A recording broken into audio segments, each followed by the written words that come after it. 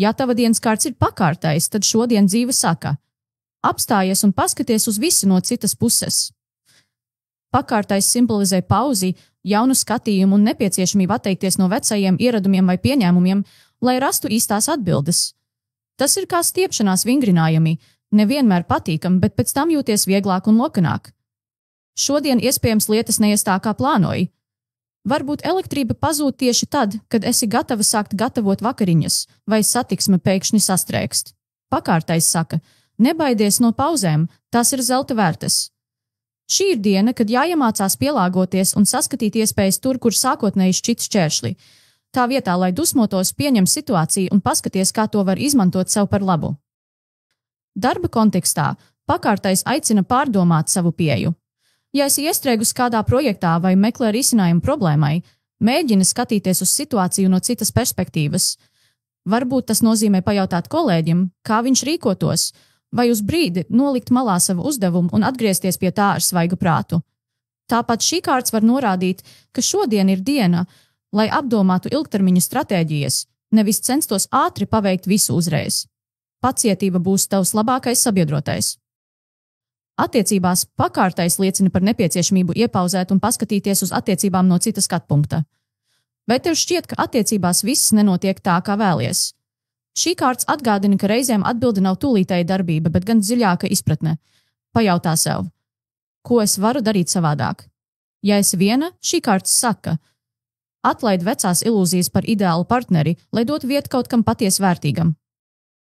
Šodien vari justies mazliet iestrēgusi, bet atceries, pakārtais iemieso pārliecību, ka pauzes ir vajadzīgas, lai mēs varētu augt. Ja tevi kaut kas emocionāli nospiež, mēģini paskatīties uz to no citas skatu punkta. Varbūt situācijā, kas tev šķiet sarežģīta, ir apslēpta mācība vai jauna iespēja.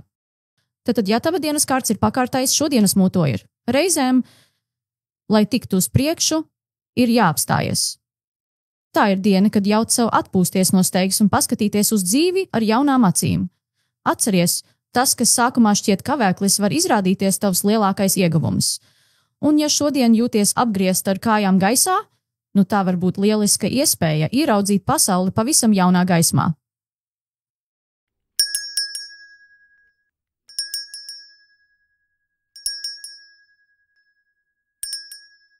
Līga turēja rokās divas kleitas un skatījās spogulī, mēģinot izšķirties, kuru no tām izvēlēties uz draudzenes dzimšanas dienas svinībām. Viena bija koša un moderna, otra vienkārša, bet eleganta. Viņa jūta, ka šis it kā mazs lēmums viņai sagādā negaidītu saspringumu.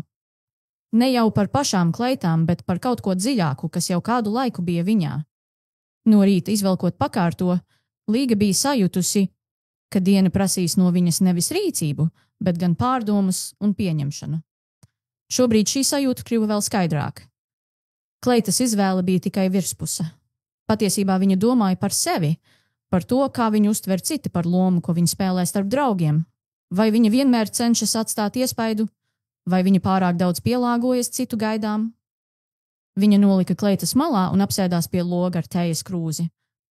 Viņas prāts klejoja pie sarunas, kas bija notikusi pagājušajā nedēļā, kad viena no draudzenēm bija izteikusi komentāru, ka Līga vienmēr cenšas būt perfekta. Tas bija teikts bez jaunuma, bet viņai tas bija iesprūdis prātā. Vai viņa tiešām pārāk daudz domāja par citu viedokli? Līga saprata, ka pakārtais šodien aicināja viņu apskatīt lietas no citas skatu punkta, nevis meklēt tūlītēju risinājumu. Viņa vēlējās pieņemt, ka ne viss, ko viņa dara, ir jāpakārto citu gaidām vai vērtējumam. Dažreiz atbildes slēpjas vienkāršā atbrīvošanās sajūtā, ļaut sev būt tādai, kāda viņa ir. Vēlāk, pētot drēbju skapi, viņa izvilka trešo kleitu, senāku, mazliet vienkāršāku, bet ļoti ērtu un mīļu. Šī kleita nekad nebija izcēlusies, bet viņa tajā vienmēr jutās labi. Dzimšanas dienas ballītē viņa jutās dīvaini brīvi. Nebija neviena kritiska komentāra par viņas izvēli, neviena piezīmes, un viņa saprata, ka lielākā daļa viņas iepriekšējās spriedzes bija tikai viņas paša radīts slogs. Pakārtais viņas dienā izpaudās kā iespēja apturēt skrējienu, pārdomāt savas prioritātes un saprast, ka reizēm jāatsakās no kontrolas un jāsaskata lietas citā gaismā. Viņa vairs nejūtās iestrēgusi savos mēģinājumos būt perfekta. un tas deva viņai dziļāku vieglumu un mieru.